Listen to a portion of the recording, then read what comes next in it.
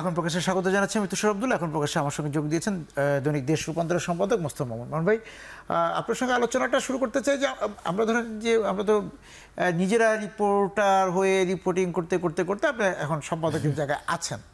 তো এই যে সাংবাদিকতা করতে যে একটা খুব শব্দ চলে আসে, চাপ, পরিবেশ, আবহাওয়া, তো এই যে আপনার কাছে কী মনে হয় যে এই যে যখন রিপোর্টিংয়ে ছিলাম তখন তো আমরা আমাদের ঠিক উপরে যে পদস্থ তার চাপ বা অনেক সময় সম্পাদক সরাসরি বলতেন যে এটা যাবে কি এটা যাবে না।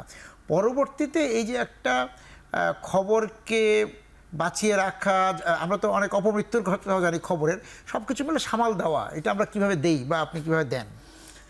ধন্যবাদ। এই চাপের সঙ্গে আসলে আমাদের জীবন, এবং আপনি যেটা বললেন আমরা যেহেতু রিপোর্টার তখন একরকম ফেস করেছি, তারপরে আরেক রকম ফেস করেছি, এবং আমারটা যেহেতু আমি স্পোর্টস করেছি তাহলে আমার তখন আসলে আমার ফেসটা ছিল অন্যরকম, ঠিক এই ধরনের চাপ ওটা ছিল না। দেন এগেইন আমি যখন ইয়েতে আসলাম মানে একটু বৃহত্তর ক্ষেত্রে, তখন থেকে ওগুলো সামাল দেওয়া হলো। তো এর মধ্যে আরেকটা চাপ আপনি হয়তো সেটা হচ্ছে আমাদের যারা বিনিয়োগকারী মালিক পক্ষ, তাদের পুঁজির চাপ, সেটাও কিন্তু খুব গুরুত্বপূর্ণ। তো সাধারণ সময় যেটা হয় দুটো চাপ থাকে আসলে। একটা হচ্ছে যে সরকার, মানে যারা আপনার সরকার এজেন্সি, মানে সরকার এবং তারা, এবং তার সঙ্গে আপনার সরকার এবং তার দপ্তর, এবং হচ্ছে তার সঙ্গে পুঁজি। তার সঙ্গে আরেকটা চাপ যোগ হয়, এটাকে চাপ বলা যায় না, অনুরোধ, রিকোয়েস্ট, বন্ধু বান্ধব, পরিচিত, এটাকে চাপ না, এটা রিকোয়েস্ট। কিন্তু কখনো কখনো এটাকে বলা হয় ইনসিস্টিং রিকোয়েস্ট, যে আমরা হয়তো অনেক ক্ষেত্রে অ্যাভয়েড করতে পারি না। সো এরকম তিনটা জায়গা আমাদের সামাল দিতে হয়। এখন সামাল দেওয়ার ক্ষেত্রে আপনি দেখবেন যে বাংলাদেশের যে জায়গাগুলো ভালো করেছে, আমি মনে করি যে মিডিয়াগুলো, সেগুলো কিন্তু একদম সম্পাদকীয় প্রতিষ্ঠান, মানে সম্পাদকের নেতৃত্ব চলে, এবং সম্পাদক এককভাবেই উনি আসলে অন্য যে বিনিয়োগকারী কর্তৃপক্ষ সেটা না, উনি নিজেই সিদ্ধান্ত নেন। ফলে চাপটা আসলে নিজে সামাল দেন, বা উনি ততটুকুই করেন যতটুকু চাপ উনি সামাল দিতে পারবেন, বা যতটুকু চাপকে উনি মনে করেন যে জয় করা সম্ভব।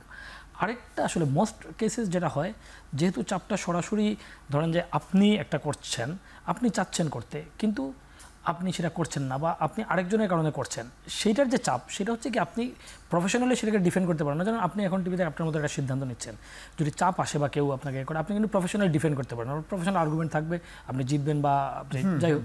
কিন্তু যদি একটা জিনিস হয় যে যেটা আপনিই করতে বাধ্য হয়েছেন, এবং যেমন আমি গত সরকারের সময় এরকম হয়েছে যে সরকারের একটা পক্ষের কারণে আপনি একটা কিছু করতে বাধ্য হয়েছেন, আরেকটা পক্ষ আপনাকে চাপ দিচ্ছে, এখন আসলে আপনি কী করবেন? ইভেন আপনার ওই আর্গুমেন্টের খুব জায়গা নেই যে আমি তো অমুক আমাকে করতে বাধ্য করেছে। এবং এই যে বাধ্য হওয়া, এটা সাংবাদিকতার জন্য অত্যন্ত লজ্জার বিষয়, বেদনার বিষয়, আত্মগ্লানির বিষয়, আত্মপরাজয়ের বিষয়। তো এখানে আবার দুটা বিষয় আছে তুষার ভাই। সেটা হচ্ছে একটা পক্ষ যারা করে, তারা এটাকে আসলে হয়তো, আমি জানি না, যে তারা ওই যে চাপের কারণে অনেক কিছু করতে হয়, এইটার তারা পার্ট হয়ে যায়, তখন এটা চাপ হয় না, তারা সমর্থক হয়ে ওঠে। তখন জিনিসটা যেটা হয়, যেটা আমরা গত সরকারের আমলে দেখেছি, যে ধরেন আমরা সরকারের পক্ষে আমাদেরকে যেগুলো তো চাপ দিয়ে করানো, তো আমাদের অনেককেই যারা পেশাদার সাংবাদিকতা করতে কিছু কিছু চেষ্টা এখনও করে যাচ্ছেন, আর আরেকটা পক্ষ তারাও কিন্তু একসময় পেশাদার সাংবাদিকতা করতেন, বা সাংবাদিক হিসেবেই তারা মূলত পরিচিত সাংবাদিকতার দক্ষতার কারণেই, কিন্তু তারা দে বিকাম পার্ট। এখন একটা হতে পারে আমি যেটা ভেবেছি, বা তাদের অনেকে আমাদের পরিচিত, তারা হয়তো নিজেরা এইটা বিশ্বাস করেন যে ওই সরকারের যে চিন্তা ছিল বা যে পরিকল্পনা ছিল সেটা তারা বিশ্বাস করে তারা অংশ হয়ে গেছেন, এটা হতে পারে একটা। আরেকটা হতে পারে তারা দেখেছেন চাপ দিয়ে, এর চেয়ে আমরা যদি এটা পার্ট হয়ে যাই, সো কোনো চাপও আসবে না। আরেকটা পক্ষ আছে যে তারা মিলে গেছে, তার ফলে কিছু সুযোগ সুবিধাও পাওয়া যাবে। এবং তাদের মধ্যে আমি ক্যাটাগরাইজ করছি এই জন্য, মানে শুধু তাদেরকে না, সামগ্রিকভাবে সাংবাদিকতার ক্ষেত্রে, মানে অনুকূল সময়ে বা আপনি যখন চাপে পড়বেন তখন আসলে কে কীভাবে রিয়্যাক্ট করে, এই প্রশ্নের ক্ষেত্রে আমার কাছে মনে হয় যে এইটা এখানে তিনটা পক্ষে আছে। এবং আমি জানি গত সময়ে এমন অনেকে আছেন যারা আসলে কোনো সুবিধা নেননি, কিন্তু হয়তো রাজনৈতিকভাবে তারা ওই পক্ষ সমর্থন করতেন, এবং তারা সাংবাদিকতার চেষ্টা করেছেন, কিন্তু রাজনৈতিকভাবে ওই পক্ষ সমর্থন করতেন, এটা একটা পক্ষ। আরেকটা পক্ষ আছে, তারা মনে করেছেন এই চাপ খামোকার দরকার কি, এবং যেহেতু ওই গভর্নমেন্টকে মনে হচ্ছিল এভার লাস্টিং, লম্বা সময় ধরে আছে, যে কোনোভাবে তারা ক্ষমতায় থাকছে, হ্যাঁ, এবং মনে করেন আমি যুক্ত হয়ে যাই, তাহলে আমি শান্তিতে কাজ করতে, আমার ব্যবসাটা ভালো থাকবে, তাহলে আপনি সরকারি বিজ্ঞাপন বা আপনি সুযোগ সুবিধা, বিদেশ সফর, আপনার সাংবাদিকরা খুশি থাকবে। ফলে এটা একটা পার্ট, এই লড়াইয়ের আমার দরকার কি, মানে স্বচ্ছন্দে মানে চলতে পারা, সেটা একটা বিষয়। আরেকটা পক্ষ, এবং এই পক্ষের মধ্যে এরকম আছে যারা রাজনৈতিকভাবে আমি জানি তারা ওই মতাদর্শে বিশ্বাস করতো না, কিন্তু তারা কিন্তু এই সুযোগ নিয়েছে, তার চেয়েও বেশি মতাদর্শী হয়েছে, এবং হয়ে মানে সরকার যা চাইছে তার চেয়ে বেশি প্রচার করেছে, এবং এর মধ্যে কিন্তু কোনো মানে রাজনৈতিক চিন্তাও নাই, এর মধ্যে কোনো দৃশ্যমান আনুগত্য, হ্যাঁ, দৃশ্যমান আনুগত্য। এবং সত্যি বললে এই আনুগত্য শ্রেণীটা আসলে প্রশ্নের মুখে ফেলেছে এন্টায়ার মিডিয়াকে। এর মধ্যে আবার দুইটা শ্রেণী আছে, এক পক্ষ কিন্তু আছে প্রচণ্ডভাবে তারা আওয়ামী লীগ করতো, এই জন্য তারা মনে করেছে এটা আমার মিশন, মানে ওই রাজনৈতিক সরকারের এজেন্ট আর তার এজেন্টটা এক।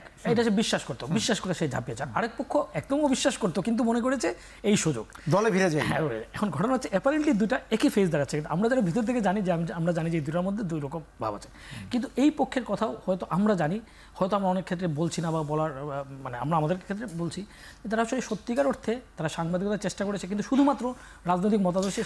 এই দেখেন আপনি যে আলোচনাটা তুললেন সেটা খুব ভালো বিষয় যে এখানে যারা সাংবাদিকতা করার চেষ্টা করলেন তারা কিন্তু ওই যে যারা এজেন্ডা নিয়ে নিলেন, আবার যারা দৃশ্যমান আনুগত্য দেখাতে গেলেন তাদের প্রভাবটা কিন্তু বাকিদের উপর পড়লো। যারা পেশাদারিত্ব দেখাতে গেল তারাও কিন্তু আর সাংবাদিকতা করতে পারছিলেন না বা পারেন না, কারণ সবাই করলে আপনি কেন না করে থাকতে পারবেন না? তো এক্স্যাক্টলি এইটা প্রবলেমটা হয়েছে। তখন আপনাকে ভিন্ন মতের মনে করছে। হ্যাঁ, ভিন্ন মতের মনে করছে মানে এরকম মানুষজন ভিন্ন মতের শিকার হয়েছে। আমি জানি যে মানুষ হচ্ছে, আমি তাকে 30-35 বছর 40 বছর ধরে চিনি, এবং আমি নিশ্চিতভাবে জানি সে মোটেও ভিন্ন মতের না। সে মুক্তিযুদ্ধের পক্ষের বা আওয়ামী লীগের পক্ষের, মানে এই চিন্তা ধারণ করে এইটার পক্ষে সে কিন্তু করতে চায়, কিন্তু সে কখনো মাঠে নামে নেই। সে মনে করেছে আমি আমার বিশ্বাস, আমার কাজ সাংবাদিকতা, এবং সে আবার মনে করেছে যে পেশাগত ক্ষেত্রে আমি আসলে আমার রাজনৈতিক চিন্তা থাকবে, আমি ভোট দিব বা আমি সমর্থন করবো, আমি চাইবো এটা ভালো করুক, কিন্তু আমার কাছে যখন খবর আসছে সেটা আমার বিরোধী হোক আমি সেটা ছাপবো। That is what journalism is, আমি মনে করি। এবং আমি মাঝে মধ্যে মনে করি যে এমন লোক হয়েছে যে ওইটার কারণে সে কিন্তু বিরোধী দল হিসেবে চিহ্নিত হয়েছে, বিরোধী মতের বলে চিহ্নিত হয়েছে, বঞ্চিত হয়েছে। এবং তাদেরকে আমি মনে করি এটাতে সাংবাদিকতার বিরাট সাফল্য। আমি এই অর্থে মনে করি যে সে যে মত, তার মানে সেই মতটাকে সে সে ব্রেকেটে রাখতে পেরেছে, যেখানে সে তার সাংবাদিকতার সঙ্গে মেশায় নেই। ফলে আমি মনে করি যে এরকম লোক আছে। কিন্তু আনফরচুনেট পার্ট হচ্ছে তুহির ভাই, এখন এর মধ্যে আমাদের একটা সোশ্যাল ডাইনামিক্স দেখতে হবে। আমাদের মিডিয়া এডুকেশন, মিডিয়া সাক্ষরতা বা আপনার আমাদের মিডিয়াকে দেখার দৃষ্টি, এবং এখানে একটা আমরা চাপের কথা বললাম, তো একটা তো ওইটা একটা আছে। আরেকটা আমরা দেখছি যে এই সময়টাতে আমরা দেখলাম যে সামাজিক যোগাযোগ মাধ্যম আবার গণমাধ্যম কর্মীদের উপর একটা চাপ তৈরি করে। সেখানে আপনার এক ধরনের বলে দেওয়া হচ্ছে যে মোস্তফা মামুনের পক্ষ, এটা অমুকের দোসর, অমুকের সঙ্গে, এইটাও কিন্তু চাপ। অফকোর্স চাপ তৈরি করা হয়। অফকোর্স চাপ। আমি বলছি যে এখন আমরা যদি ওই যে নানাভাবে সরকারের শেয়ার আপনাকে কতটুকু চিনে সামাজিক যোগাযোগ মাধ্যমে যে লিখছে। হ্যাঁ, তো এখন ধরেন প্রথম কথা হচ্ছে কি, সামাজিক যোগাযোগ মাধ্যমটা, যে মিডিয়া নিয়ে অনেক কথা হচ্ছে, মিডিয়া সংস্কার, এই সংস্কারের মধ্যে আমি অনেক সংকীর্ণ চিন্তা, অনেকে বড়ভাবে চিন্তা করেন এটা আসলে মূলত রাজনৈতিক দৃষ্টিভঙ্গি সংস্কারের কথা অনেকে বলেন, যে মিডিয়াটা যদি একটা পক্ষ ছিল আরেকটা পক্ষকে আনতে হবে। এটা একটা পার্ট, যারা বঞ্চিত হয়েছেন তারা এটা বলতে পারেন, এবং সেইটাকে আমাদের অ্যাকাউন্টে নিতে হবে। কিন্তু এটা প্রধান জায়গা না। আসলে আমাদের মিডিয়ার সংকট প্রথম বুঝতে হবে যে সোশ্যাল মিডিয়া আসার পরে আমাদের মিডিয়ার আসলে ধরন বদলানোর দরকার ছিল। আমাদের মিডিয়া সোশ্যাল মিডিয়ার সঙ্গে লড়াইয়ে গিয়ে আমরা মিডিয়া কিন্তু অনেক ক্ষেত্রে আমরা সেকেন্ডারি হয়ে যাচ্ছি। সেকেন্ডারি কেন হচ্ছে? প্রথম কথা হচ্ছে, আমি যেটা মনে করি যে আমাদের সাংবাদিকরাও সোশ্যাল মিডিয়া অ্যাক্টিভিস্ট হয়ে যাচ্ছে। যেমন আমি অনেক সাংবাদিককে চিনি, সে তার গুরুত্বপূর্ণ লেখাটা বা কোনো ঘটনা ঘটলে আগে সোশ্যাল মিডিয়ায় দিচ্ছে, দেওয়ার পরে তার অফিসের জন্য টাইপ করছে, এবং এই জন্য একজন সাংবাদিক বরখাস্ত হয়েছেন। এরকম আমি জানি যে তিনি ফেসবুকে দিয়েছেন কিন্তু তার নিউজে দেন নাই, এবং দেখা যাচ্ছে অন্য অনলাইনে উঠে গেছে। তখন তাকে জিজ্ঞেস করা হলো এবং দেখা হলো যে তার ফেসবুক অ্যাকাউন্টে ওটা আসছে। বলে সোশ্যাল মিডিয়ার সঙ্গে সাংবাদিকরা নিজেদের সোশ্যাল মিডিয়ার অ্যাক্টিভিস্টের সঙ্গে নিজেদের আলাদা করতে পারেননি। এখন আলাদা করতে হবে কেন? এই প্রশ্ন আসে। আলাদা করতে হবে এই কারণে যে সোশ্যাল মিডিয়া কিন্তু শেষ পর্যন্ত একজনের মতামত, সে তার একদম ব্যক্তিগত মতামত। সে যদি এখানে ভুলও কিছু দেয়, সেটার জন্য আপনি তাকে মোরালি দায়ী করতে পারবেন, লিগালি বা অন্য অনেক ক্ষেত্রে আপনি তাকে দায়ী করতে পারবেন না, এবং সে বাধ্য না, সে অনেক ক্ষেত্রে তার সে রিসোর্স নাই, ফলে তার অনেকগুলো গ্রাউন্ড আছে সে একটা ভুল তথ্য দেওয়ার। কিন্তু একজন সাংবাদিকের সেই জায়গাটুকু নাই, কারণ আপনার একটা ইনস্টিটিউশন আছে, আপনার একটা প্রফেশনালি আপনি bound to cross check it, bound to do the proper things. এখন তার ফলে যেটা হয়, আমরা কিন্তু টাইমে যেটা হয়, আপনি দেখেন যে সোশ্যাল মিডিয়ার নিউজ হচ্ছে, এখানে একটা মারামারি হয়েছে, সঙ্গে সঙ্গে 5 জন দিয়ে দিচ্ছে। আপনার কিন্তু কোন না কোন লেভেলে এটা কনফার্ম করতে হবে, দেখতে হবে, ছবি লাগবে, অথবা ওইখান থেকে কনফার্ম করতে হবে। এই যে সময়টা, এই সময়টা কিন্তু আমরা পিছিয়ে পড়ছি। এখন মনে করেন আমরা ঠিক দিচ্ছি, হয়তো একদিন 2 দিন দেখা যাচ্ছে সোশ্যাল মিডিয়াটা ভুল, আমি ঠিক, কিন্তু বেশিরভাগ ক্ষেত্রেই দেখা যাচ্ছে, যেহেতু এটা সাধারণ একটা ঘটনা, যে হয়তো সোশ্যাল মিডিয়া যেটা হচ্ছে সেটাই ঠিক। ফলে মানুষের মধ্যে, এখানে আবার বলছি মিডিয়া সাক্ষরতা বা মিডিয়ার যে দায়বদ্ধতা, এটা অনেক ক্ষেত্রেই মানুষ এভাবে বুঝতে চায় না, বা মানুষের বোঝার দরকার নাই। ভোক্তাই, এই ওপেন মার্কেটে ভোক্তা কিন্তু সাশ্রয়ের ভোক্তাই, তার যোগ বিয়োগের দরকার নেই। তো সে দেখছে আমি তো এখানে বেশিরভাগ সময় আপডেট থাকছি। এই যে আপডেটের পেছনে যে কাউন্টার নেগেটিভ আমাদের মিডিয়ার দাঁড় করা, এবং যে ভোক্তা তো নিজে একটা মতাদর্শ বা একটা চিন্তা, একটা সিদ্ধান্ত নিয়ে বসে আছে, নিয়ে বসে বসে আছে, এটা হচ্ছে কি এখন এর মধ্যে যেটা হয়, এখন এর মধ্যে যে কাউন্টার ন্যারেটিভ বা মিডিয়াকে আন্ডারস্ট্যান্ডিং, এই জায়গায় আমাদের মিডিয়ার কালেকটিভ যে জায়গাটা কিছু জায়গায় বোঝানো দরকার ছিল। বোঝানো মানে কি শেখানো না, কিন্তু আমাদের জায়গাটা কেন কোন জায়গায় এবং এগুলো কিন্তু করেছে। যেমন ইন্ডিয়া প্রিন্ট ইজ প্রুফ বলে কিন্তু তারা যখন প্রিন্ট মিডিয়া যখন স্ট্রাগলিং, তারা কালেকটিভ এটা মুভ করেছে। অন্যান্য অনেক জায়গায় হয়েছে, আমাদের এখানে সেটা হয়নি। রাদার আমরা যেটা করেছি, আমরা খুব নেরো লাইন টেনেছি। আমরা বলেছি রাজনৈতিক কারণে আমরা মত প্রকাশ করতে পারি না, এই জন্য। হ্যাঁ, সেটা একটা কারণ ছিল, কিন্তু সেটা একমাত্র কারণ না। একমাত্র কারণ না, কারণ হচ্ছে যে এর বাইরে অনেক বড় স্পেস আছে। তো এখন এইখানে আপনি সোশ্যাল মিডিয়া পিছিয়ে পড়ছেন, সোশ্যাল মিডিয়ার কাছে। দ্বিতীয় যে ঘটনাটা ঘটছে সেটা হচ্ছে আপনি যেটা বললেন একদম এক্স্যাক্টলি, যিনি দেখছেন, ধরেন অ্যাভেলেবিলিটি বায়াসনেস বলে যে থিওরিটা আছে, যে আপনি এখন যেটা হচ্ছে কি, আমি বা কনফার্মেশন বায়াসনেস, যে বায়াসনেসের যে জায়গাগুলো আছে, আপনি কি করছেন, মনে করেন যে আমি একটা মতাদর্শের, সে একজন বিএনপি সমর্থক, সে কিন্তু সেই বিএনপি নিউজগুলো দেখছে এবং এই জেনারেটেড হয়ে সেগুলোই তার কাছে আসছে, বা সে সেই সমস্ত পেজকে লাইক দিচ্ছে, ফলে সে কিন্তু একটা জায়গার ছবি পাচ্ছে। আর মিডিয়ায় সে যখন দেখছে, সে যেভাবে ধারণ করছে সেই খবরটা মিডিয়া আসছে না, ফলে সে মনে হচ্ছে এই মিডিয়া হলুদ সাংবাদিক, এবং সে যেভাবে দেখতে চায়। আচ্ছা, এইবার আরেকটা পক্ষ, সে হয়তো আওয়ামী লীগ, সে আওয়ামী লীগের পক্ষে সে দেখছে সরকার সব উন্নয়ন করে শেষ করে ফেলছে, মিডিয়া বলছে সমালোচনা, ফলে তারও বিরোধী। ফলে মিডিয়ার জায়গাটা কি, মিডিয়ার জায়গাটা কিন্তু অনেক ছোটো জায়গা হয়ে যাচ্ছে। আমি বলছি মোটা দাগে তাই হচ্ছে। এখন এই কারণে এটা হচ্ছে মিডিয়ার কিন্তু আরেকটা চ্যালেঞ্জ। ফলে একটা সোশ্যাল মিডিয়ার কাছে পিছিয়ে পড়া এবং মানুষের যে চাহিদা, এখন এটার কারণে হয় মানুষ তার খণ্ডিতভাবে যে ওই ফেসবুক এবং তার যে পেরিফেরি, তার যে বন্ধুবান্ধব বাছাইয়ের ক্ষেত্রেও সাধারণত মানুষ তার পক্ষের লোকদেরই বন্ধু করে সাধারণত। হ্যাঁ, সাধারণত অনেক বন্ধু বা পরিচিত জন, ফলে তারা একভাবে সে ইনফরমেশন পাচ্ছে। মেইন স্ট্রিম মিডিয়া কিন্তু এখন আসলে ইনফরমেশন প্রোভাইডার না, রাদার মেইন স্ট্রিম মিডিয়া হচ্ছে ইনফরমেশনের ক্রস চেকার। মানে আপনি মনে করেন সারাদিন একভাবে দেখছেন আপনার মতো করে, মেইন স্ট্রিম মিডিয়া কিন্তু অন্য জিনিসটা আপনাকে দেখাচ্ছে। এখন সেইভাবে চিন্তা করলে আগে মিডিয়া শুধুই খবর দিত, এখন মিডিয়া যেটা করে, আপনি যে সারাদিন নানান খবর দেখছেন, সেই খবরের মধ্যে কোনগুলো আসলে খবর, এটা তো ইনফরমেশন কোন ইনফরমেশনটা আসলে আপনার জানা উচিত। আপনি চাচ্ছেন যেটা আমি জানতে চাই, যেটা আমার জানতে ভালো লাগে, সেটা আপনি জানছেন। আর মিডিয়া হচ্ছে যেটা আপনার জানা উচিত, সেটা আপনাকে দিচ্ছে। ফলে আমাদের কাজ কিন্তু এখন হচ্ছে খবরের ছাঁকনি হিসাবে। মুশকিলটা হচ্ছে এই ছাকতে গিয়ে আমরা নিজেরাই ছাকনির মধ্যে পড়ে আমরা ছোট হয়ে যাচ্ছি। আমি একটা বিরতিতে যাবো মোহন ভাই। এসে যেহেতু আপনি সম্পাদকের দায়িত্বে আছেন, সম্পাদকীয় নীতি আমরা গত 15 বছর বা তার আগে থেকে যখন থেকে আমরা কাজ করি, তখন থেকে দেখেছি যে এক একটা পত্রিকা জনসভার ছবি কীভাবে ছাপছে, তার সম্পাদকীয় কীভাবে লিখছে, এইভাবে তাকে আমরা অনুসরণ করি এবং বুঝতে পারি যে সে আসলে পাল্টে যাচ্ছে কি না। এই যে পাল্টাপাল্টির খেলাটা, এইটা আসলে আপনি কি দেখলেন এই গত 15 বছর বা তার আগে থেকে? আমি সেই আলোচনা যাব বিরতি থেকে ফিরে এসে। দর্শক, এখন প্রকাশ্যে বিরতিতে যাচ্ছি, ফিরে এসে কথা হবে। সঙ্গে আছেন মোস্তফা মামুন।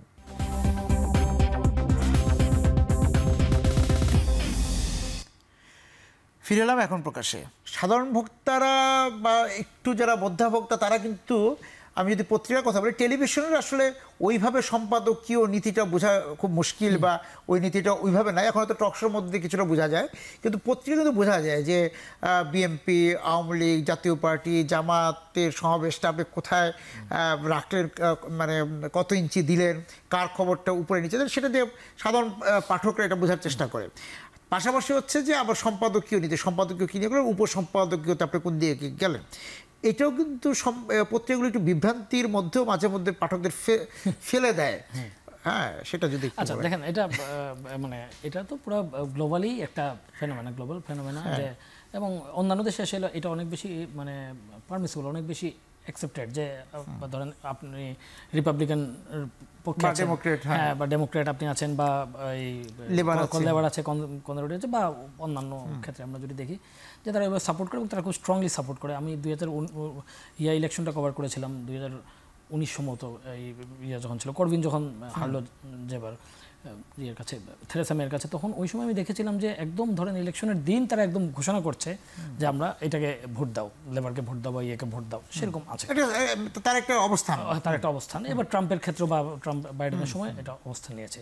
আমাদের দেশে যেটা ছিল, এক সময় আমাদের দেশে কিন্তু পলিটিক্যাল পত্রিকা ছিল, ধরেন যে বাংলার বাণী ছিল, এটা আমরা জানতাম যে এটা আওয়ামী লীগের পক্ষে, দিনকাল গণকণ্ঠ ছিল, বিএনপির পক্ষে, তার আগে গণকণ্ঠ ছিল, সাপ্তাহিক একতা ছিল, মুখপাত্র যারা, সেটা ছিল। এখন যেটা হয়েছে, মুখপাত্রগুলোর ক্ষেত্রে কিন্তু কারো কোনো বক্তব্য নাই, কারণ সে ওই পার্টির, ফলে পার্টির অ্যাক্টিভিস্টরা সেটা পড়ে, পার্টির পলিসি, পার্টির চিন্তা জানার জন্য সে পড়ে, বা এবং আরেকজন যেটা মনে করে জানার দরকার নেই সে পড়ে না, বা অনেক বিরোধী লোকও পড়ে যে এটা পত্রিকা পড়ে বোঝার চেষ্টা করে যে ওই পার্টি আসলে কোন চিন্তায় যাচ্ছে। এখন এই জিনিসগুলো কিন্তু বাংলাদেশে এই কালচারটা আসলে একরকম বন্ধ হয়ে গেল। বন্ধ হয়ে আমাদের মধ্যে একটা নিরপেক্ষ সাংবাদিকতা করার একটা সোডো নিউট্রালিটি যদি আমি বলি, বা নিরপেক্ষ সাংবাদিকতার ধ্বজা ধরে মানে ধারণা যে আমরা নিরপেক্ষ সাংবাদিকতা করব। এখন এটা একটা বিভ্রান্তি প্রথমে তৈরি করার কথা, যে নিরপেক্ষ বলতে আসলে কি বোঝায়, নিরপেক্ষতা মানে কি। যখন এখন দেখেন বাংলাদেশে অনেকগুলো জায়গা তৈরি হয়েছে, আমাদের যে সোশ্যাল আছে, এখন আমরা নিরপেক্ষ কাকে মনে করি? আমরা মনে করি একটা লোক রেশনাল কথা বলবে, কিন্তু শেষ পর্যন্ত সেটা আমার পক্ষে আসতে হবে, আমার কাছে সেই নিরপেক্ষ। আরেকজন মনে করেন যে মত প্রকাশের স্বাধীনতা আমরা সবাই চাই, কিন্তু কি চাই? যে মতটা যেন আমার পক্ষে থাকে, মানে মোটামুটি এরকম। তো সেই ক্ষেত্রেও আপনি নিরপেক্ষ বলতে এই যে একটা ধারণা, তো আমার যেটা মনে হয় নিরপেক্ষ না বলে এই জায়গাটা আমি মনে করি অবজেক্টিভ জার্নালিজম, যেটা যে সত্যিকার অর্থে ধরেন যে আপনি সংবাদের তুল্যমূল্য অনুযায়ী, সংবাদের মান এবং গুরুত্ব অনুযায়ী আপনার যে বিবেচনা, সেই বিবেচনা অনুযায়ী আপনি নিউজকে ট্রিটমেন্ট দিবেন। আর সেক্ষেত্রে আপনার যে বেসিক পলিসি, ধরেন সে অসাম্প্রদায়িকতা, মুক্তিযুদ্ধের, এটা এইরকম একটা ডিসকোর্স আছে বাংলাদেশে। আবার কেউ মনে করতে পারে যে বাংলাদেশি জাতীয়তাবাদ এই চিন্তাকে সে তার কি বলা যায়, তার বেসিক পয়েন্ট করবে, সেই অনুযায়ী তার সম্পাদকীয় নীতি কোনো এগেনস্টে যাবে না। মানে সে, আমি যেটা মনে করি যে এটার এগেনস্টে যাবে না, কিন্তু সে সব মতের আসলে চিন্তা প্রকাশ করতে পারে। এখন যেটা হয়েছে আমাদের জায়গাগুলোর ক্ষেত্রে, বেসিক যে আমাদের যারা অবজেক্টিভ জার্নালিজম করে মোস্টলি তাদের ক্ষেত্রে আমরা যেমন আমার পত্রিকার ক্ষেত্রে আমরা যে প্রান্তিক জনগোষ্ঠী, নারী, শিশু বা ক্ষুদ্র নৃগোষ্ঠী বা এরকম যারা, আমরা আসলে মানে মানবিক থাকার চেষ্টা করা, এবং যারা এরকম সোসাইটিতে আক্রান্ত বা বিরোধী রাজনীতিক, সেটাও বলতে পারি 15 বছর, যে তাদেরকে স্পেস দেওয়ার চেষ্টা করা যতটুকু দেওয়া যায়, এই জায়গাগুলোকে অ্যাড্রেস করা। রাজনৈতিক বা সামাজিক যে ইস্যু তৈরি হয়, সেখানেও কিন্তু কোনো কোনো পত্রিকাকে দেখা গিয়েছে যে তার এক ধরনের পক্ষ ছিল, বা ওই যে আপনার অবজেক্টিভ জার্নালিজমের কথা বলেন সেখানে ছিল, কিন্তু কোনো একটা ইস্যুতে দেখা গেল সে বদলে গেল, হ্যাঁ, বা বদলে যাচ্ছে, হ্যাঁ, তখন কিন্তু তাকে নিয়ে কথাও হয়, বিতর্ক তৈরি হয়। এখন বাংলাদেশের যে মিডিয়াগুলোর যে মেইন প্রবণতা, বড় মানে কেউ তার অবস্থানে কিন্তু থাকে না নিরপেক্ষ হবার। আপনি যদি বলেন যে এক ধরনের ভনিতা তৈরি করা, নিরপেক্ষ আসলে ওই যে বললাম, আমি মনে করি যে নিরপেক্ষতার এটাও আসলে তো এর তো কোনো ডিফাইন জায়গা না, এটা কোনো জায়গা নাই, কোনো সংজ্ঞা নাই, ডিফাইন সংজ্ঞা নাই। একজনের কাছে মনে হচ্ছে, আরেকজনের কাছে মনে হচ্ছে না। এই যে ধরেন যে পাল্টে, ধরেন যে গত 15 বছরই আপনি দেখেছেন যে কোনো পত্রিকা বারবার তার অবস্থান পাল্টিয়েছে, হ্যাঁ, বারবার অবস্থান বদলাচ্ছে, কিন্তু তার বেসিক অবস্থান হয়তো ঠিক না। হয়তো তারা কোনো একটা পত্রিকা তো বিরাজনীতিকরণের পক্ষে, সেটা সুযোগ মতো সে করছে, ফলে সে কখনো এই প্রক্রিয়া যাচ্ছে, কখনো ওই প্রক্রিয়া যাচ্ছে, তার বেসিক জায়গা কিন্তু তার মধ্যে করে সে কনসিস্টেন্ট। এবং এই যে পাঠকও একবার ছেড়ে দেয়, আবার ধরে থাকে, একবার আস্থা হারিয়ে ফেলে, আবার বলে যে না, আমার আসলে ভরসার জায়গা এটাই। এটা হচ্ছে কি, বাংলাদেশের যে প্রধান যে সংবাদ মাধ্যমগুলো, এখানে একটা বিষয় কি, ধরেন যে আমি হয়তো কোনো একটা সংবাদ মাধ্যমের তার দৃষ্টিভঙ্গির প্রতি হয়তো আমি তার পক্ষে না, কিন্তু দেখা গেল যে তার যে স্ট্রেংথ, তার যে সংবাদ সংগ্রহের যে ক্ষমতা, সেইটা আসলে অন্য জায়গার হচ্ছে অনেক বেশি। ফলে হয়তো আপনি তার মতামত ইয়ে করেন না, কিন্তু লেটেস্ট নিউজের জন্য আপনি তাকে হয়তো ফলো করছেন। বা হয়তো কোনো একটা পত্রিকার হয়তো আপনি রাজনৈতিক সংবাদ পছন্দ করেন না, বা কোনো একটা পত্রিকা বা টিভির, কিন্তু আপনি দেখছেন যে হয়তো টেলিভিশনের খবরটা পছন্দ, কিন্তু টক শো বেটার হয়, হ্যাঁ, ওইখানে যে ডিসকাশন টপ ক্লাস লোক আসে। আবার কোনো একটা পত্রিকার হয়তো খবর জায়গা না, কিন্তু তার হয়তো কালচারাল সাইডটা খুব ভালো, ফলে হয়তো আপনি ফলো করছেন।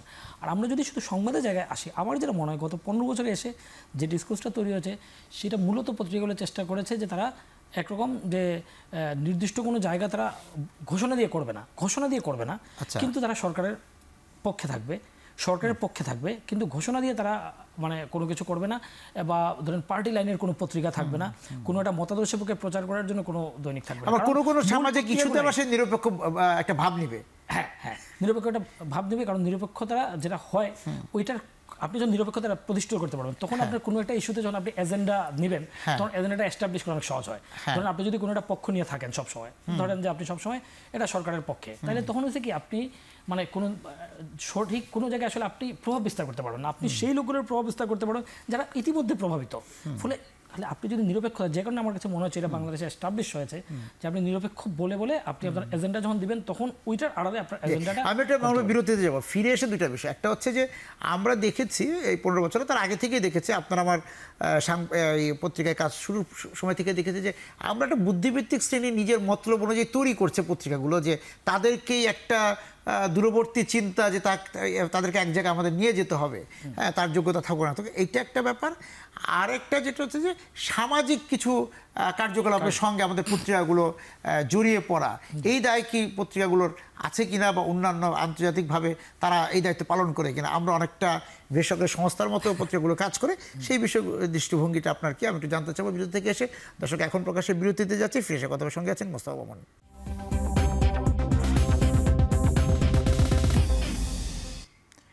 বিরলম এখন প্রকাশে যাওয়ার সময়, বিরতিতে যাওয়ার সময় বলছিলাম যে আমরা এই যে কলাম লেখক, আমাদের এই যে উপসম্পাদকীয় নানা রকম, আমরা এটা মানে একদম বুদ্ধিবৃত্তিক জায়গা থেকে বিনোদন সব জায়গায় কিন্তু আমরা একটা গোষ্ঠী তৈরি করে ফেলে পত্রিকাগুলো। সেটাকে আপনি কীভাবে দেখেন? আচ্ছা, প্রথম কথা হচ্ছে কি, গোষ্ঠী তৈরির মতো স্ট্রেংথ একটা পত্রিকা কখন অর্জন করে, এটাও খুব গুরুত্বপূর্ণ। ধরেন যে আমরা যদি বাংলাদেশের প্রধান সংবাদ মাধ্যম বলি, প্রথম আলো, ডেইলি স্টার, আমরা যদি এভাবে বলি, তাদেরই আসলে সেই শক্তি আছে, তারাই আসলে তৈরি করুক, তাদেরকে নিয়ে আসলে আলোচনা এবং সমালোচনা। তো প্রথম কথা হচ্ছে তারা এই শক্তিটা অর্জন করে। শক্তিটা অর্জন করার জায়গা কি, শক্তি অর্জন করার পর কিন্তু ধরেন সে একটা ছোট পত্রিকা, সে যদি তার পক্ষের যাকে যত ইচ্ছা লেখাক, ফ্রন্ট পেজে লেখাক, একদম মানে বিশাল বিশাল লেখক, সেটা কিন্তু আসলে কোনো প্রভাব থাকে না। কিন্তু আপনি দেখবেন যে বড় কাগজ বা আমরা যদি নিউ ইয়র্ক টাইমস বলি, তো তারা হয় কি, তারা যখনই কাউকে পিক করে তখন এটার প্রভাবটা অনেক বেশি, একটা সামাজিক শক্তি তৈরি হয়। প্রভাবটা থাকলে যেটা হয়, এর পক্ষে যেমন সে যেমন প্রভাব তৈরি করছে, এর কাউন্টার থিঙ্কিং, কাউন্টার থিওরিটা সমানভাবে আসে। ফলে এটা নিয়ে একটা সমাজে আলোচনা সমালোচনা এবং গ্লোবালি ইট হ্যাপেন্স।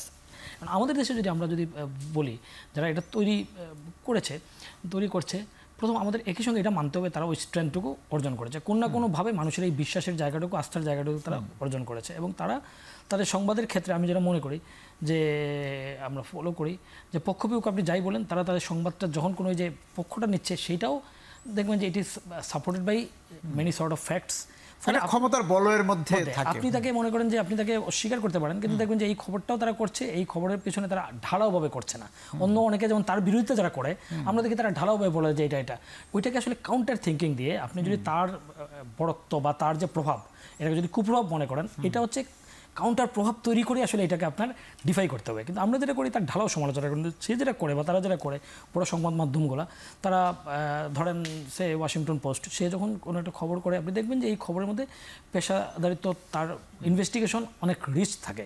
এবং এটা কেন হয়? এটা হয় এই জন্য যে সে আবার ওই সাপোর্টটুকু তার আছে, একটা ছোট মিডিয়া সেই সাপোর্টটুকু নাই। তো প্রথমে হচ্ছে আমাদের মানতে হবে যে তারা সেই শক্তিটুকু তারা অর্জন করেছে, সেই প্রভাবের শক্তিটুকু তারা অর্জন করেছে, বা যে নিরপেক্ষতার যে ধরন আমরা বলছি যে তারা তৈরি করে, সেটাও একটা লেভেলে তারা এস্টাবলিশ করতে পেরেছে। আমি নিরপেক্ষ বললেই তো কেউ আমাকে মানবে না। এবং সেই শক্তির কারণে, আপনি যেটা বললেন যে সেই শক্তির কারণে মানুষজন ছেড়ে দিচ্ছে, কিন্তু আবার পড়ছেও, কিন্তু আবার ধরছেও, কারণ সে দেখছে, সে হয়তো ছেড়ে দিচ্ছে, কিন্তু 5 দিন 7 দিন পর দেখা যাচ্ছে যে একটা খবর নিয়ে খুব আলোচনা হচ্ছে, সেই খবরের উৎস কি, সেই খবরের সূত্র হচ্ছে ওই পত্রিকা বা ওই সংবাদ মাধ্যম। আর এই যে সামাজিক অবস্থান যে তারা যে তৈরি করছে বেসরকারি সংস্থা, আমি এটা একটু শেষ করে ফেলি 1 মিনিটে, যে এখন তারপরে যেটা হচ্ছে, তার ভিত্তিতে তারা তাদের যে কলামিস্ট বা লেখক বা নির্দিষ্ট গোষ্ঠী, তারা সেটা প্রমোট করছে।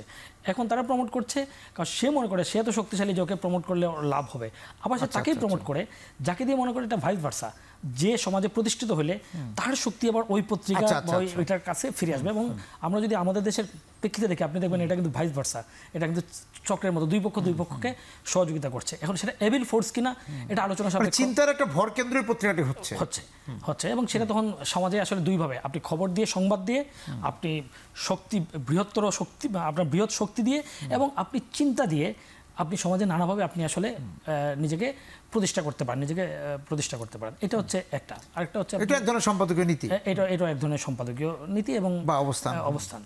জি, এটা একটা। আর আপনার শেষ আরেকটা প্রশ্ন বলছিলাম যে এই যে পত্রিকাগুলো তার যে সংবাদ পরিবেশনের দায়িত্বের পাশাপাশি কিছু সামাজিক দায়িত্ব, সাংগঠনিক দায়িত্ব পালন করতে চায়, যেমন এরকম কথা ওঠে যে তারা আসলে এনজিও কিনা বা তারা এটা করতে পারে কিনা। দেখেন, এটাও আমি আগে যেটা বলছিলাম, এটার সঙ্গে আসলে সম্পর্কিত। এবং এটা কীরকম সম্পর্কিত? ধরেন আপনি একটা কাজ করছেন, যে আপনি অ্যাসিড দগ্ধের জন্য কাজ করছেন, বা অমুকের জন্য কাজ করছেন, বা বন্যার জন্য কাজ করছেন, বা যে কোনো কিছুর জন্য কাজ করছেন, আক্রান্ত সাংবাদিকের জন্য আপনি ফান্ড করছেন, এরকম হচ্ছে। এখন পয়েন্টটা হচ্ছে, যেহেতু কাজটা ভালো কাজ, ফলে প্রথমেই কিন্তু একজন একটা জনপ্রিয়, একটা পপুলিস্ট জায়গায় এটা চলে যায়। এর একটা মানবিক আবেদন থাকে, ফলে মানবিক আবেদন থাকার ফলে খুব সহজেই আপনি একটা অডিয়েন্স পেয়ে যান। আবার একই সঙ্গে প্যারালালি আপনি ওটা নিয়ে যারা কাজ করছে তাদের একজন আপনি পার্টনার হয়ে ওঠেন। ফলে কিন্তু এটাও আপনার শক্তির আরেকটা জায়গা আপনাকে আরও বিস্তৃত করে। এবং কিছু সংবাদ মাধ্যম যে বাংলাদেশে তারা প্যারালাল পাওয়ার হয়ে গেছে বলে আমরা মনে করি, সেটার কারণ হচ্ছে তারা নানানভাবে আসলে বিস্তৃত হয়েছে। এখন কোয়েশ্চেন হচ্ছে, এটা আসলে তাদের কাজ কিনা। আমাকে যদি একদম এস্ততে জিজ্ঞেস করেন, আমি বলবো তাদের কাজ না, এটা তাদের কাজ না। তাদের কাজ সংবাদ মাধ্যমের এটা কাজ না, কাজ হচ্ছে সে আরও বেশি সংবাদের পিছনে আরও ভালো সংবাদ, মানে আরও বেশি কাজ করতে পারে। এই যে এখন এইটা তো এখন সম্পাদকীয় নীতিতে যদি আমরা আসি, সম্পাদকীয় নীতিকে রাজনৈতিকভাবে রাজনৈতিকভাবে তাকে তো এক ধরনের মোকাবেলা করে সম্পাদক, আপনি যখন সম্পাদক হিসেবে কাজ করছেন তখন অনেক রকম ঘটে। যেমন আমরা যদি এই যে জুলাইয়ের কথা বলি, জুলাইতে আপনার অবস্থাটা এই ঠিক রাখা সেটা তো কঠিন বিষয়, এবং আমরা যে সময়টা পার করলাম বা করছি খুব কঠিন সময় ছিল জুলাইতে। এই অর্থে আমি বলবো যে ধরেন আমি যেটা দেখেছি, দেশ রূপান্তরে আমি 3 বছর দায়িত্ব পালন করছি, 2.5 বছর। তো এর আগে নির্বাচনের পর আমাদের জন্য মানে একজন একটা ভালো তুলনামূলক বেটার টাইম যাচ্ছিল। যে নির্বাচনের পর যেটা হয়েছিল, ওই সরকারের মনে হয়েছিল যেহেতু আমি নির্বাচিত হয়ে গেছি, ফলে এখন মিডিয়া এরকম লিখুক না লিখুক, তো ওই সময় পাত্তা দিচ্ছিল না, বা মনে হচ্ছিল আচ্ছা ঠিক আছে 5 বছর তো হলো, নির্বাচন ছাড়া আর কি আমাদের এমন কি স্টেক, আন্দোলন নাই এখন, কামিং কোনো আন্দোলন নাই, বা বিএনপি ওরকম পারেনি, বিশ্বশক্তি আমাদের পক্ষে, এরকম একটা ধারণা তৈরি হয়েছিল। এই জুলাইকে কেন্দ্র করে কিন্তু আবার আসলে সরকার চাপ দেওয়ার জায়গাটা আসলে আবার তৈরি হলো। তো এখানে মানে অনেকগুলো মানে প্যারালাল বিষয় আছে। তো চাপ দেওয়ার ক্ষেত্রে আমরা যেটা দেখেছি যে জুলাই শুরু থেকে বা মাঝামাঝি সময় পার্সোনালি যদি বলেন, আমাকে আসলে অনেক ফেস করতে হয়েছে, এবং আমাকে মানে কিছু জায়গায় জবাবদিহি করতে হয়েছে, কিছু কিছু জায়গায় তলবও হয়েছিল আমাকে, মানে অনেকেরই হয়েছিল, আপনারা আমাদের সবারই হয়েছে। কিন্তু ওই সময়টা যারা আসলে একদম এটার পক্ষে, ধরেন আপনি যে কোনোভাবেই আপনি যে পক্ষই সাপোর্ট করেন, একটা দেশের ছাত্ররা যখন আন্দোলনে নামে, এটার প্রতি আপনার দৃষ্টিভঙ্গি আসলে যে সম্পাদকীয় নীতি থাকুক আপনার, এর প্রতি আপনার সহানুভূতিশীল হতে হবে। ধরেন একটা ভুল কারণেও নামলো ছাত্র বা প্রান্তিক গোষ্ঠী, আপনার বুঝতে হবে তাদের বয়স কম, তরুণ, যদি আপনি মনে করেন যে তার দাবিটা ঠিক না, তবুও সেটাকে সহানুভূতির সঙ্গে দেখে সেটাকে বিবেচনা করতে হবে, সেটা সরকার যে সরকারই থাকুক, এবং সংবাদ মাধ্যমও। কোনো জায়গায় যদি শিশুরা একটা দাবি করে, অযৌক্তিক হোক, শিশুরাই তো অযৌক্তিক দাবি করবে, তরুণরাই তো করবে, বয়স্ক পরিণত মানুষরা তো মানে না, ওরা তো নিরাপদ সড়কের নামে এই দাবিতে তো নেমেছিল। তো ফলে এটাকে যথেষ্ট সহানুভূতির সঙ্গে বিবেচনা করা হচ্ছিল বোথ, আমি মনে করি গভর্নমেন্ট ফোর্সেস, এজেন্সিস, এবং হচ্ছে মিডিয়া অ্যাজ ওয়েল, যেটা আমাদের মিডিয়ার একটা অংশ আসলে, যেটা আসলে করেনি। 8-10টা ক্ষেত্রের মতো আসলে তারা এটাকে, সরকার যেমন দমন করতে চেয়েছে, তারাও আসলে এটাকে মিস করেছে। এবং ইউ ক্যানট কিল, মানে আপনি আপনার যেভাবে হোক সহানুভূতির সাথে দেখতে চেয়েছে গণমাধ্যম, কিন্তু সেটা তো আবার সেই সহানুভূতিটা তো দেখানোর সুযোগও তো দেওয়া হচ্ছিল না। আমি বলছি সহানুভূতির সঙ্গে সবাই দেখা উচিত ছিল, শুধু মিডিয়া না। সরকার ঠিক আছে, সরকার মনে করেছে, সে মনে করেছে এটা তার পতনের আন্দোলন, সেটা সে যে ঠিক করেন এটা 5 তারিখ আমরা বুঝতে পেরেছি, আচ্ছা ধরলাম সে করলাম, তাহলে মিডিয়ার কাজ কি? আমি মনে করি মিডিয়া, ধরুন আপনি সবসময় সরকারের উন্নয়নের কথা লিখলেন, কিন্তু কিছু কিছু বেসিক জায়গা তো আপনার ঠিক থাকতো, তাহলে what the necessity of doing a media, এই জায়গায় তো আপনার বিবেক চিন্তা যদি না থাকে, সাংবাদিক কারা, সাংবাদিক হওয়ার জন্য একটা মনন লাগবে। সাংবাদিক মানে হচ্ছে সে সমাজের মানবিকতা, যে মানুষজন কোথাও আশ্রয় পাচ্ছে না, বিচার পাচ্ছে না, তাদের প্রতি থাকবে।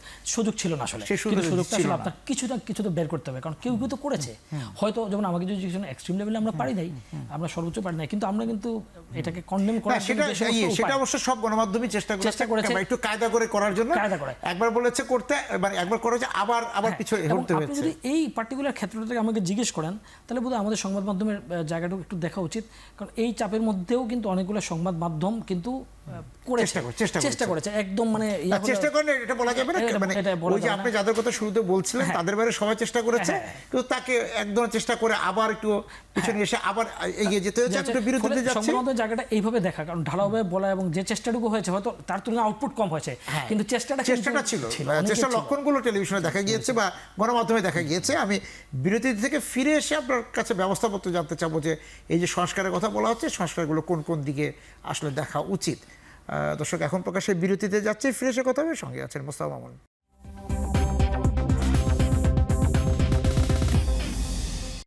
ফিরে এলাম এখন প্রকাশ্যে। বলছিলাম যে এই যে সংস্কারের কমিশন হয়েছে বা তারা কাজ করবে, সংস্কার কমিশন যে এই কাজ করুক, আসলে এই যে যারা গণমাধ্যম সঙ্গে যারা আছে, যারা কাজ করছি, তাদেরও তো নিজস্ব একটা সংস্কার দরকার আছে। সব কিছু মিলেই রাষ্ট্রীয় উদ্যোগ, ব্যক্তি, তারপরে তো প্রাতিষ্ঠানিক উদ্যোগে কী কী ধরনের সংস্কার করা যেতে পারে? প্রথম হচ্ছে যে সংস্কারটা হচ্ছে, সেটা তো তার মতো হচ্ছে সবাই একদিক দিয়ে ভালো হয়েছে যে আসলে আমি যেটা দেখেছি, আমি এই সংক্রান্ত মানে নতুন সরকার দায়িত্ব নেবার 2টা মিটিংয়ে ছিলাম, এবং খুব ইন্টারেস্টিং হচ্ছে, একটা মিটিংয়ে আমি দেখলাম সংস্কারের যে প্রস্তাবগুলো দেওয়া হচ্ছে, একটা মিটিংয়ে দেখলাম ঠিক তার উল্টা প্রস্তাব দেওয়া হচ্ছে, এবং তখনই আমি বুঝলাম যে সংস্কার করতে গিয়ে, মানে যেহেতু ওই 15 বছরের জমানো বা 30 বছরের সবার যার যত ধারণা আছে, এবং বাংলাদেশ তো মনে করেন যে পার ক্যাপিটা অপিনিয়ন চিন্তা করলে পৃথিবীতে শীর্ষেই থাকবে আর কি, এভরিবডি হ্যাজ হিজ মানে অপিনিয়ন ইন এভরি কেসেস। তো সেই কারণে যে আপনার এই ফলে এটাকে ধারণ করা এত বিরোধী, এত তীব্র এবং এত তীব্রভাবে চাচ্ছে সবাই, আসলে খুব উগ্রভাবে চাচ্ছে সবাই। অ্যাকোমোডেটিভ মানসিকতার একটা অভাবও আমরা লক্ষ্য করছি, খুব অস্থিরতার সময় অবশ্য, কারণ এবং যেহেতু মনে হচ্ছে যে পাওয়া যাবে, এখন বললেই পাওয়া যাবে।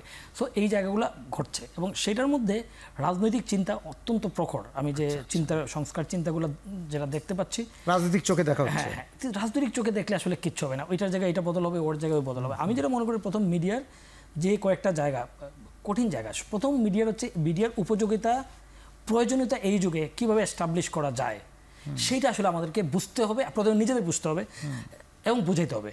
এবং সেইসব ক্ষেত্রে কিছু কিছু ক্ষেত্রে আমি মনে করি যে কালেকটিভ জায়গা দরকার বলে আমি মনে করি।